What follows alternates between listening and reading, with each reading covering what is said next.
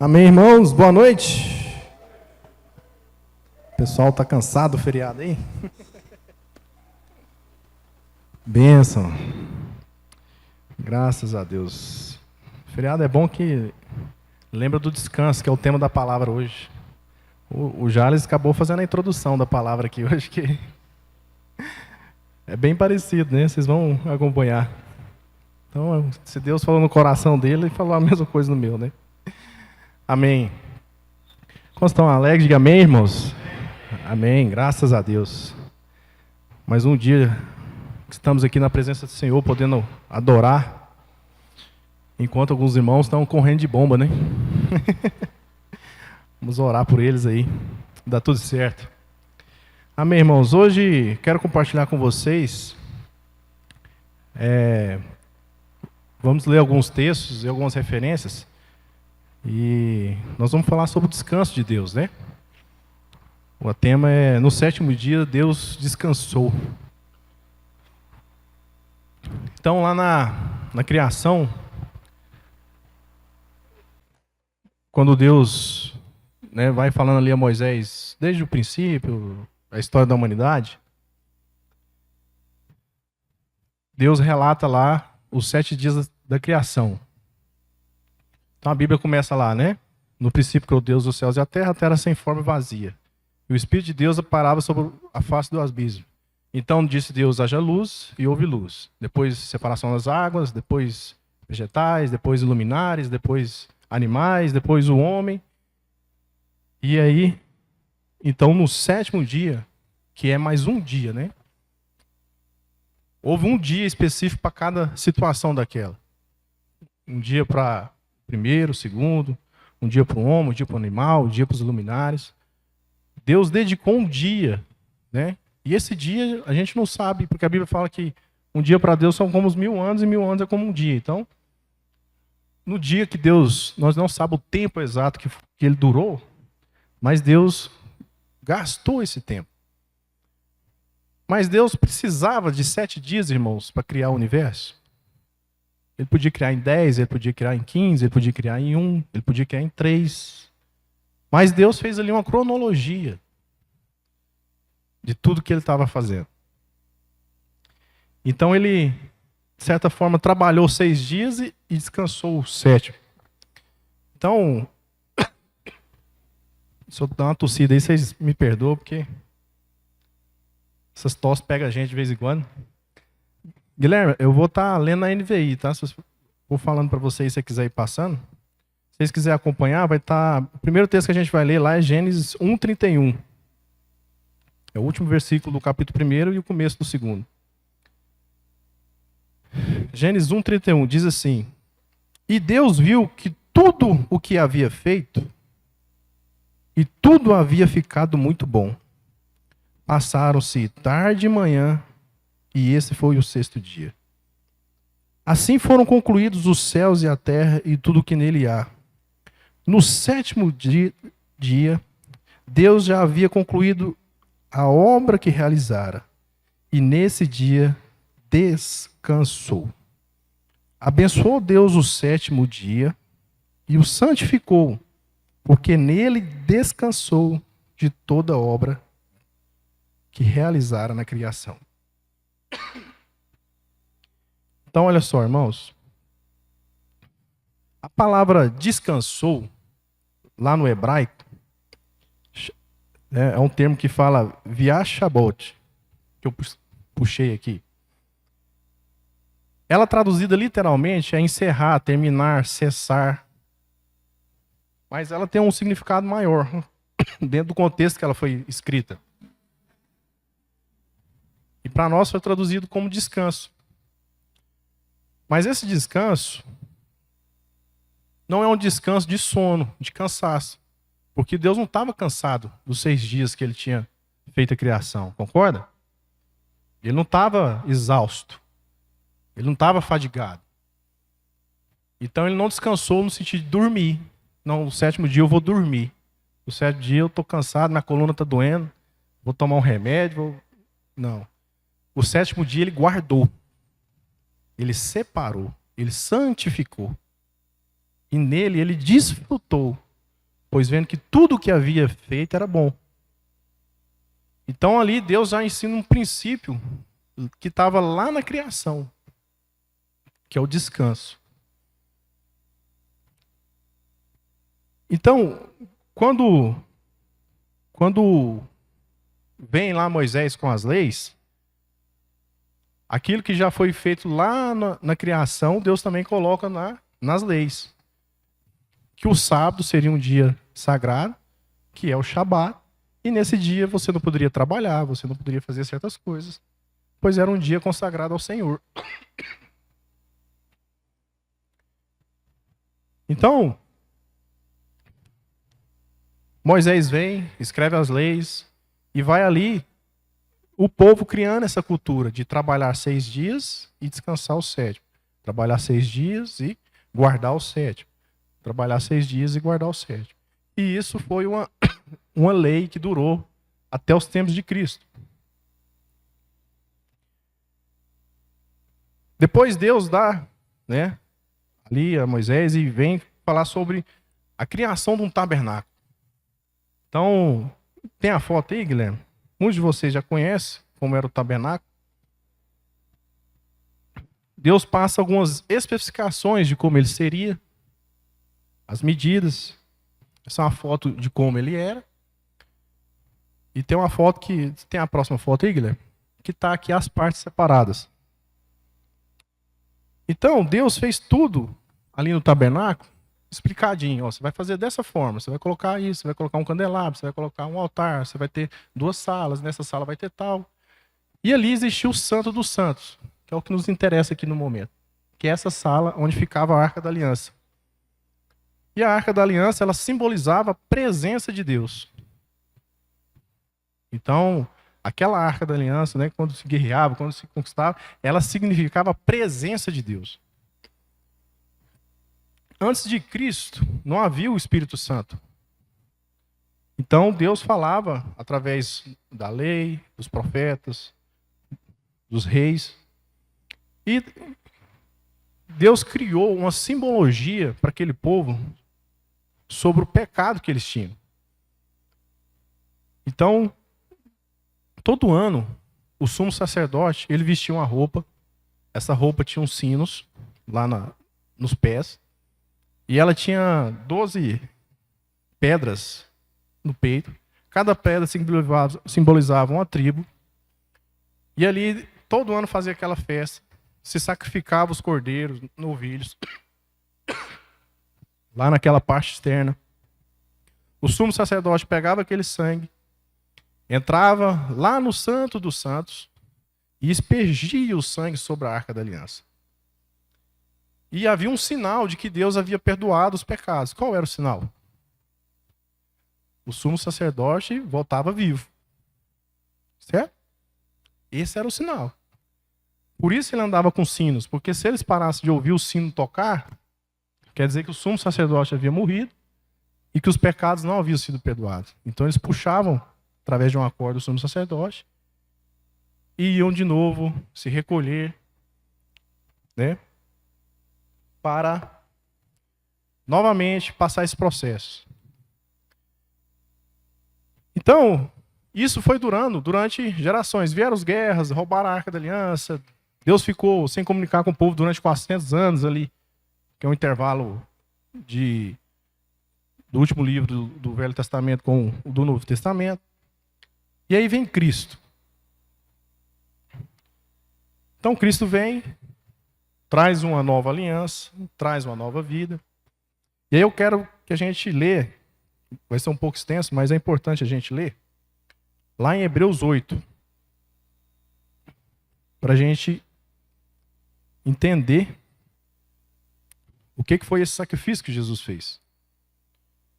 Então, Hebreus capítulo 8, a partir do versículo 1, diz assim: o mais importante do que estamos tratando é que temos um sumo sacerdote, como isso, o qual se assentou à direita do trono da majestade nos céus.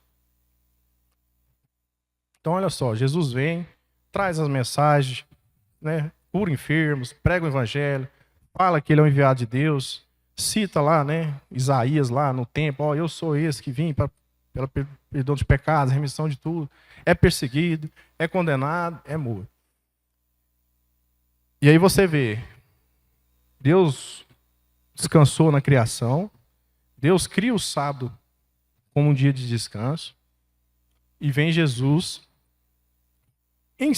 cumpre a lei, mas ele cria uma nova aliança. Então a Bíblia fala que quando Jesus foi crucificado, ele foi crucificado na sexta, uma sexta-feira de Páscoa.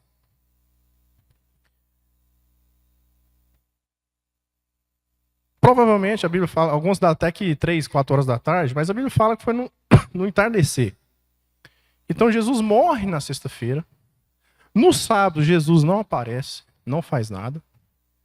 E a Bíblia fala que no domingo, ao amanhecer, Cristo ressuscitou. Por que Jesus não morreu e ressuscitou na sexta? Por que Jesus morreu na sexta e não ressuscitou no sábado, que era um dia sagrado? O que Jesus fez sábado, que ele não apareceu? Por que ressuscitou no domingo? Porque até Jesus em sua morte estava cumprindo algo que Deus havia feito desde a criação. Separar o tempo para Deus. Separar e desfrutar daquilo que Deus é, daquilo que Deus fez, daquilo que Deus criou. Então aqui, Hebreu, você vai entender o que Jesus fez no sábado.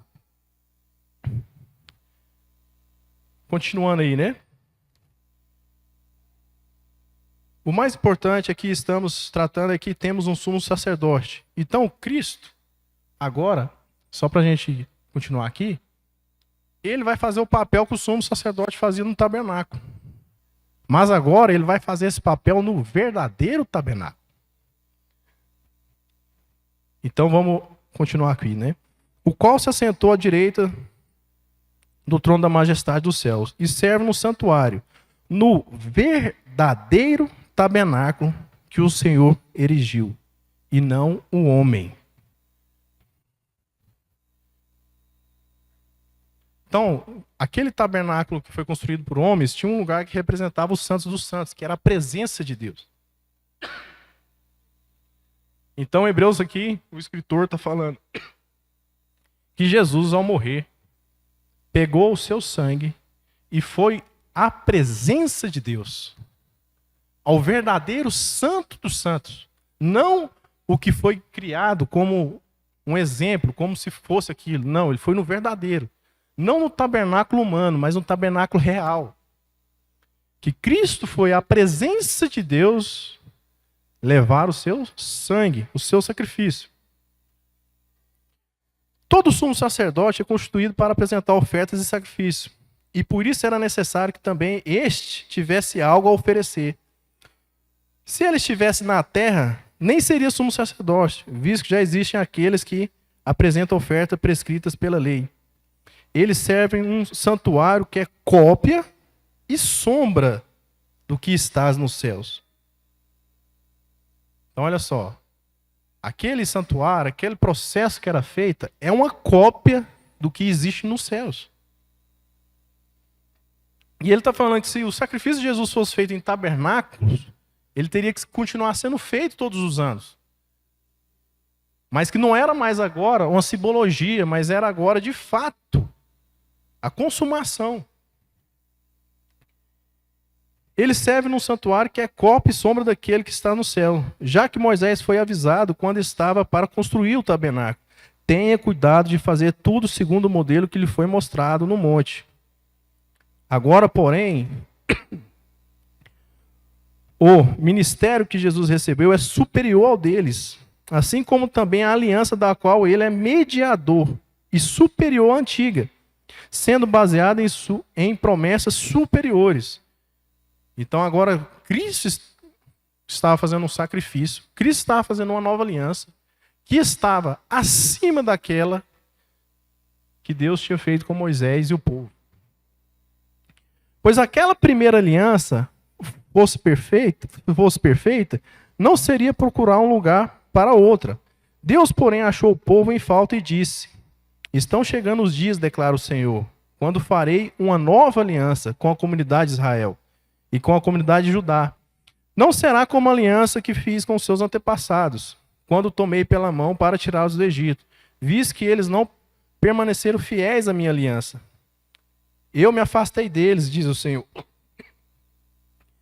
Esta é a aliança que farei com a comunidade de Israel, depois daqueles dias, declara o Senhor. Porei minhas leis em sua mente e as escreverei em seu coração, e serei o seu Deus e eles serão o meu povo. Então Deus está falando o seguinte: antes eu escrevi lá numa tábua, não matarás, não roubarás, não cobiçar a mulher do próximo, sei o quê. Agora essa escrita não vai estar lá mais, essa escrita vai estar dentro do seu coração. E eu serei o seu Deus e você será o meu povo. Por isso que a Arca da Aliança, a lei e os profetas agora, não que eles não têm significância, mas que agora existe algo maior, uma nova aliança. Porque eu lhes poderei a maldade e não me lembrarei mais dos seus pecados. Chamando nova esta aliança, ele tornou antiquada a primeira. O que se torna antiquado e envelhecido está a ponto de desaparecer. Então, Deus já havia profetizado a vinda de Cristo, a nova aliança, e essa aliança estava se cumprindo em Cristo. Capítulo 9. Ora, a primeira aliança tinha regras para adoração e também um tabernáculo terreno. Foi levantado um tabernáculo na parte da frente, chamada Lugar Santo. Estavam o candelabro, a mesa e os pães da presença. Por trás do segundo véu havia a parte chamada Santo dos Santos, onde se encontrava o altar de ouro para o incenso e para a arca de aliança, totalmente revestida de ouro. Nessa arca estava um vaso de ouro contendo o maná, a vara de Arão que floresceu e as tábuas da aliança. Acima da arca estavam os querubins e a glória, que com sua sombra cobriam a tampa da arca. A respeito dessas, cobriam a tampa da arca. A respeito dessas coisas, não cabe agora falar detalhadamente. Estando tudo assim preparado, os sacerdotes entravam regularmente no lugar santo do tabernáculo para exercer o seu ministério. Então aqui ele está falando que aquilo foi feito da forma como Deus queria que fizesse. Que isso significava algo que estava nos céus. No entanto, somente o sumo sacerdote entrava no Santos dos Santos. Aqui é o ponto. Somente uma pessoa entrava nesse lugar. Somente o sumo sacerdote. O povo, as pessoas não acessavam esse lugar. Nunca viram, não sabiam o que era a presença de Deus. Apenas uma vez por ano. E nunca sem apresentar o sangue de sacrifício, que ele oferecia por si mesmo pelos pecados do povo que havia cometido por ignorância. Dessa forma, o Espírito Santo estava mostrando que ainda não havia sido manifestado o caminho para os santos dos santos, enquanto permanecia o primeiro tabernáculo. Isso é uma ilustração para os nossos dias, indicando que as ofertas dos sacrifícios oferecidos não podiam dar ou adorar a consequência perfeitamente limpa. Eram apenas prescrições que tratavam de comida e bebida e de várias cerimônias de purificação com água. Essas ordenanças exteriores foram impostas até o tempo da nova ordem. Então ele está dizendo o seguinte: aquilo lá era algo figurativo, representativo, que teve relevância e significado até Cristo. Que agora aquilo não tinha mais aquele sentido, porque Cristo estava fazendo aquele sacrifício de uma vez só. Versículo 11. Quando Cristo veio como sumo sacerdote dos benefícios agora presentes, ele adentrou o maior e mais perfeito tabernáculo, não feito pelo homem, isto é, não pertencente a essa criação, não por meio de sangue de bode novilho, mas pelo seu próprio sangue. Ele entrou no Santo dos Santos de uma vez por todas e obteve a eterna redenção. Então, Jesus não estava dormindo no sábado, irmão. Jesus estava cumprindo a palavra. Aquela cerimônia do sumo sacerdote de ir aspergir e Deus perdoar e ele voltar vivo, significava isso. E se Cristo é nosso sumo sacerdote, qual seria a prova de que os nossos pecados foram perdoados? Ele precisava voltar vivo. Por isso, a ressurreição é a nova aliança. Da mesma forma como o sumo sacerdote, quando voltava vivo, significava que os pecados haviam perdoado, a ressurreição de Cristo é para nós os cristãos a prova de que Cristo morreu por nós e perdoou os nossos pecados e que Deus perdoou os nossos pecados. Amém? Ora, se o sangue de bodes e touros e a cinza de uma novilha espalhada sobre os que estão cerimonialmente impuros, os santificavam de forma que se tornavam exteriormente puros, quanto mais o sangue de Cristo, que pelo Espírito eterno se ofereceu de forma imaculada a Deus, purificará a nossa consciência de atos que levam à morte, para que servimos ao Deus vivo. Então, se um bode, um novilho, foi capaz de morrer pelo pecado daquele povo, quanto mais agora o sangue de Cristo. Por essa razão, Cristo é o mediador de uma nova aliança, para que os que são chamados recebam a promessa da herança eterna, visto que ele morreu como resgate das transgressões cometidas sob a primeira aliança. No caso de um testemunho, é necessário que comprove a morte daquele que o fez, pois o testemunho é validado no caso de morte, uma vez que nunca vigora enquanto está vivo quem o fez. Por isso, nem a primeira aliança foi sancionada sem sangue, quando Moisés terminou de proclamar todos os mandamentos da lei e do povo. Levou o sangue de novilhos e bodes, e também a água, lã vermelha e ramos de isopo, e aspergiu o próprio livro de todo o povo, dizendo: este é o sangue da aliança que Deus ordenou que vocês obedeçam. Da mesma forma, aspergiu com sangue o tabernáculo e todos os utensílios das suas cerimônias. De fato, segundo a lei, quase todas as coisas são purificadas com sangue, e sem derramamento de sangue não há perdão. Portanto, era necessário que as cópias das coisas que estão nos céus fossem purificadas com esse sacrifício, mas as próprias coisas celestiais com os sacrifícios superiores. Pois Cristo não entrou em um santuário feito por homens, uma simples representação do verdadeiro. Ele entrou nos céus para agora se apresentar diante de Deus em nosso favor. Não, porém, para oferecer repetidas vezes, como o sacerdote fazia todos os anos, né?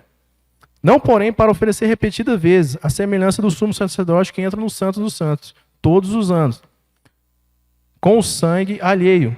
Se assim fosse, Cristo precisaria sofrer muitas vezes, desde o começo do mundo. O que ele está falando? Se a morte de Cristo não valesse, ele teria que morrer por nós, lá todo ano, fazer o mesmo procedimento. Se assim fosse, Cristo precisaria sofrer muitas vezes, desde o começo do mundo. Mas agora ele apareceu uma vez por todas, no fim dos tempos, para aniquilar o pecado diante do sacrifício de si mesmo. Da mesma forma como o homem está destinado a morrer uma só vez e depois disso enfrentar o juízo, assim também Cristo foi oferecido em sacrifício uma única vez para tirar os pecados de muitos e aparecerá a segunda vez, não para tirar o pecado, mas para trazer a salvação os que o aguardam. Amém? Esse dia foi o dia mais importante da história, irmão. E foi o dia que Jesus, de fato, depois de ter feito seu sacrifício, pegou seu próprio sangue e foi no verdadeiro tabernáculo. Foi no verdadeiro santo do santo. Não construído por homens, mas foi na presença de Deus. Entregar um sacrifício feito por mim e por você. E de lá em diante, de uma vez por todas, nossos pecados foram perdoados. Amém? Então Jesus traz essa nova aliança. Nós falamos da criação do universo, falamos do tempo da lei e falamos agora da morte de Cristo. Como agora a nova aliança é a ressurreição de Cristo, como as pessoas viam que o sumo sacerdote saía vivo, elas comemoravam, havia festa. E quando ele morria, havia ali um tempo de remorso, de pensar naquilo que havia sido feito. Mas quando ele havia voltado vivo, havia festa. A ressurreição passa a ser agora a nova aliança. A ressurreição é a prova de que Cristo morreu e pagou os nossos pecados e ressuscitou por nós. Dito isso, os discípulos passam então agora não mais guardar o sábado. Porque o sábado agora não é mais um dia que temos que guardar, que purificar e santificar. Mas agora são todos os dias. Então lá em Lucas 22, 19 diz assim, ó. Tomando o pão, deu graça, partiu e deu aos discípulos, dizendo: Este é o meu corpo dado em favor de vocês. Façam isso em memória de mim. Da mesma forma, depois da ceia, tomou o cálice, dizendo: Este cálice é a nova aliança. Aquilo que se fazia, acabou. Agora o que vale é o meu sacrifício.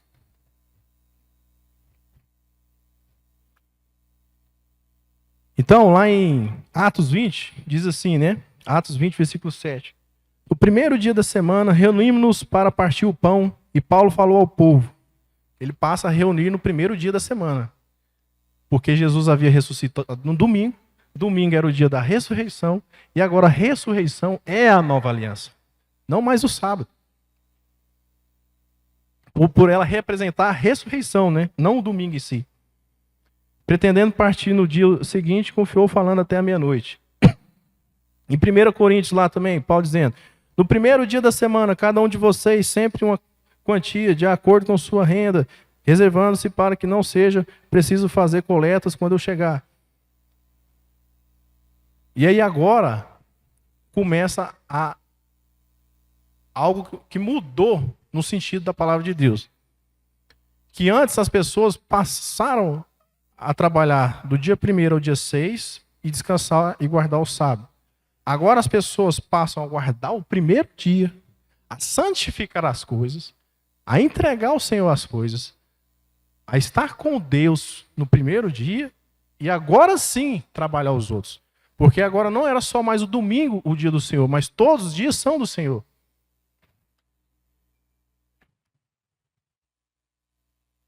Então, da lei para a nova aliança, há essa reversão. Antes você trabalhava para guardar e depois pedir perdão. Agora, primeiro você vai a Deus, entende que foi perdoado, recebe, é abençoado, se alimenta, e então você vai trabalhar. Entende?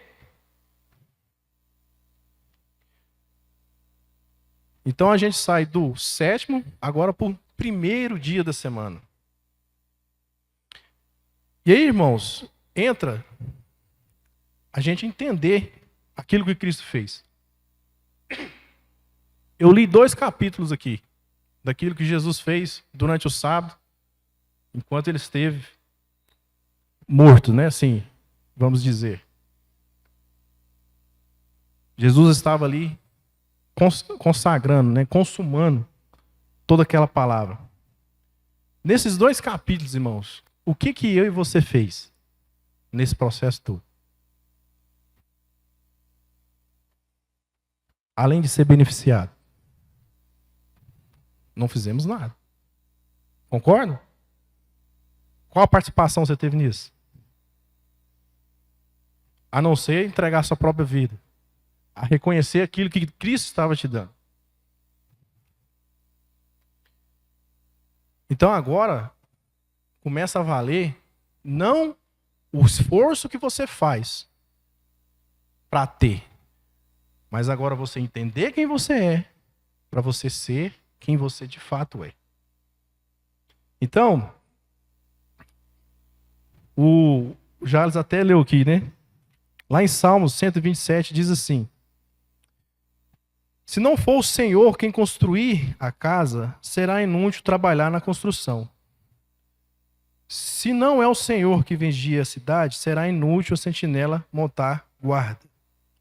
Será inútil levantar cedo e dormir tarde, trabalhando arduamente por alimento. O Senhor concede sono àqueles que o amam. Ou em algumas traduções, o Senhor trabalha enquanto dorme.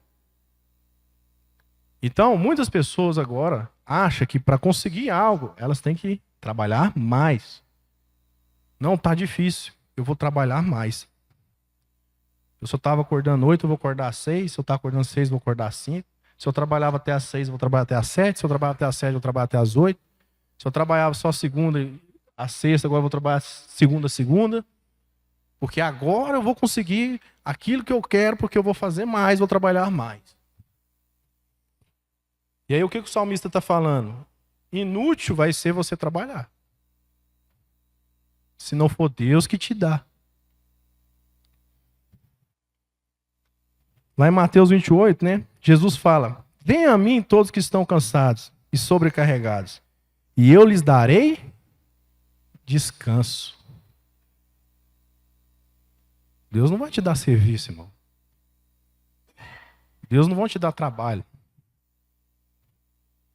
Tomem sobre vocês o meu jugo e aprendam de mim, pois sou manso e humilde de coração, e vocês encontrarão descanso para as suas almas, pois o meu jugo é suave e o meu fardo é leve. Muita gente está cansada, muita gente está se esforçada, muita gente sente peso, porque isso que você está fazendo, meu irmão, não é o que Deus te deu. Não é o que Deus escolheu para você. Quando as coisas de Deus passam a pesar e ser cansativa para você, parece que para você vir num culto, ou ir num arraiá, ou ir num APG, ou fazer qualquer coisa, parece que isso é um esforço surreal. Parece que você tem que tomar um rebite para ver se você consegue. Isso não é de Deus, irmão.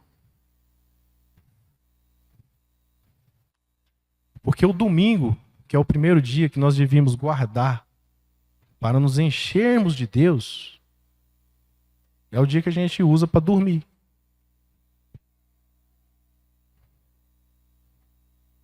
E não é esse. O descanso que Deus tem para você não é dormir. É desfrutar. Vendo que tudo era bom, ele descansou. Entende? Então, às vezes, as pessoas não conseguem fechar as contas, não conseguem fechar as coisas e desespera. E acha que trabalhar mais vai resolver. E esquece de voltar o coração para Deus. Pois em vão vai ser você trabalhar arduamente, se Deus não estiver naquilo que você está fazendo.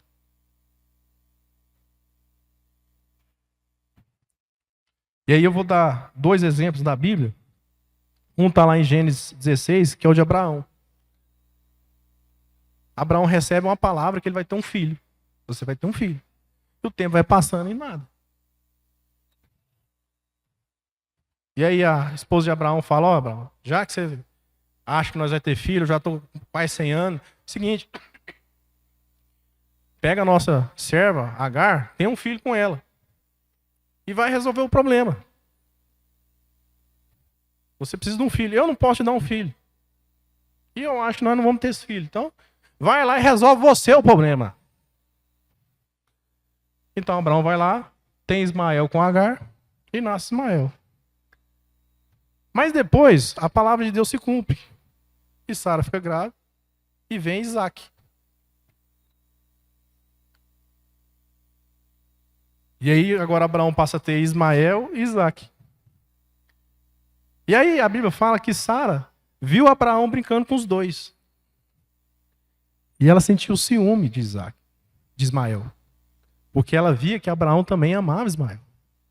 Mas agora, aquela mesma que dizia para ele ter um filho para resolver o problema dele, agora fala: não, esse menino não é seu filho. E aí ela começa a ver que Abraão gosta de Ismael, da mesma forma que Isaac.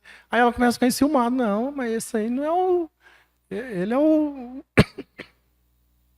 Esse aí foi o remendo que nós fez aí, do jeitinho brasileiro que nós damos um jeito. Mas seu filho mesmo agora é Isaac, esquece os meninos. E ela começa a implicar e quer expulsar Ismael. E Abraão fala, pô, ele é meu filho, eu não vou expulsar ele. Ela, não, você vai expulsar Ismael, você vai expulsar Ismael. Aí Abraão vai falar com Deus, Deus fala o que para ele? Escuta a sua mulher. Então ele expulsa Ismael. Ismael vai ser o pai dos árabes.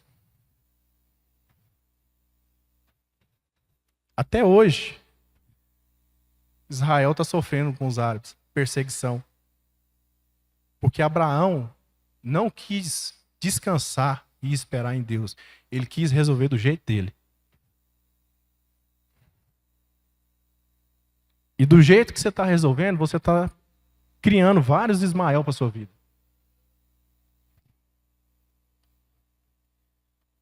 Outro exemplo é de Pedro. Quando Jesus conhece Pedro. A Bíblia fala que Jesus chegou, Pedro estava pescando a noite inteira. A profissão de Pedro era pescar. Ele era pescador. E durante a noite inteira ele não pescou nada. A profissão dele era essa. Ele pescou e não pescou nada. Esse trecho vai estar lá em Lucas 5, depois se vocês quiserem olhar lá. Aí Jesus chega e fala assim, Pedro, faz o seguinte. Vá para aquelas águas mais fundas e lança a rede ao mar. Aí Pedro vem e fala para Jesus, Senhor, você quer me ensinar a pescar, bicho? A gente passou a noite inteira aqui, cara. Eu tenho 30 anos de carreira. Eu sou o cara, né? Mestre, o senhor quer me ensinar a pescar? Mas não pegou nada, meu irmão. Nós tá aqui a noite inteira. Sei lá, usei salsicha, usei pipoca, passamos a rede, viramos a rede. Agora você tá achando que eu for lá, eu vou pescar? Rapaz, quer me ensinar? Você quer me ensinar? Vamos dizer o outro, né? Quer ensinar o padre a rezar a missa? E Pedro começa a questionar Jesus, né? E Jesus fala, não, vai a águas profundas e lança tua rede. Aí Pedro para de olhar para o esforço dele e fala uma frase que é muito importante. Em cima da tua palavra, eu lançarei a rede ao mar. E aquilo que ele tentou fazer a noite inteira e não conseguiu, em poucos minutos, ele lançou a rede, pegaram peixes que sobrecarregaram os barcos e tiveram que vir outros barcos ajudar para tirar os peixes. Vocês estão entendendo?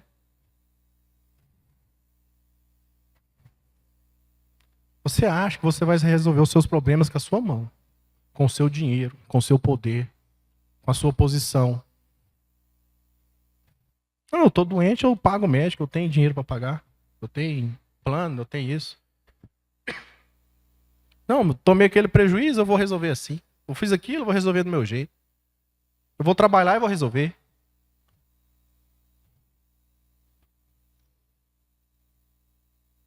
Por isso que o salmista fala, irmão, em vão você vai trabalhar, acordar cedo, se não for o Senhor quem abençoar a sua vida. E se você não descansar em Deus, entender o sacrifício que foi feito, o esforço que foi feito, o preço que foi pago. E agora, você não precisa mais trabalhar para ter como uma recompensa. Porque Deus te deu como graça. A salvação, a graça, não é uma recompensa para você, irmão. Porque não merecíamos. Não era dignos. Mas porque Deus é riquíssimo em misericórdia, Ele cumpriu a palavra e se sacrificou por nós. Amém? Você precisa entrar no descanso de Deus. Esse é um princípio que Deus usou na criação, que Deus usou na lei, que Cristo cumpriu em sua morte, que Cristo revalidou em sua nova aliança. De que se não for o Senhor, não será nós, irmãos. E às vezes você está cansado, você está exausto, é pesado, é difícil. Porque você está tentando fazer algo. Em vez de você descansar no Senhor. E sabe qual a única hora que a gente vai pedir ajuda para Deus? Quando de fato nosso dinheiro acabou. A nossa saúde acabou. Quando tudo acabou, a gente vai pedir ajuda para Deus. Porque é onde a gente não tem mais alternativa. Quando Jesus estava andando sobre as águas e Pedro olhou para ele assim, ele ficou estranho. Quem que é aquele cara? É um fantasma, não sei o quê. Mestre! Aí Jesus fala para Pedro, Pedro, você crê que é eu, Jesus Cristo? Crê, Senhor, se for o Senhor, crê. Então venha.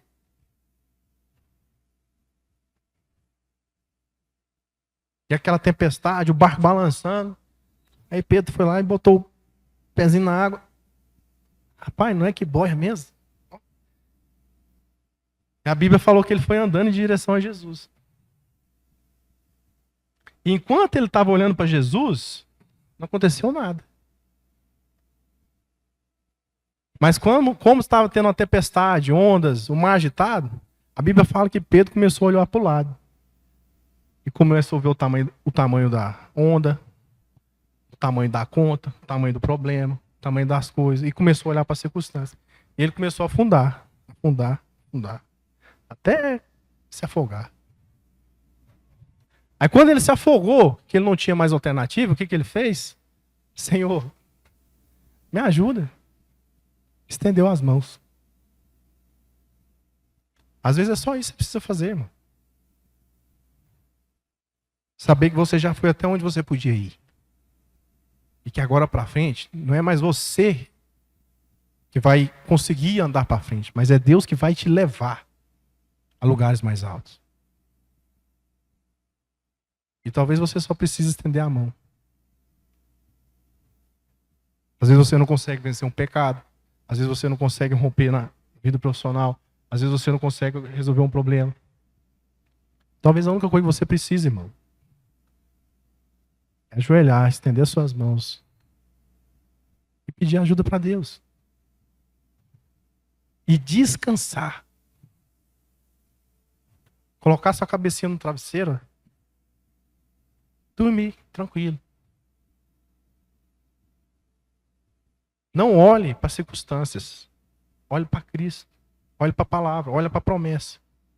Olhe para aquilo que ele fez. O que ele fez foi muito grande, irmão. E foi feito uma vez só. E vale para a vida eterna. Amém?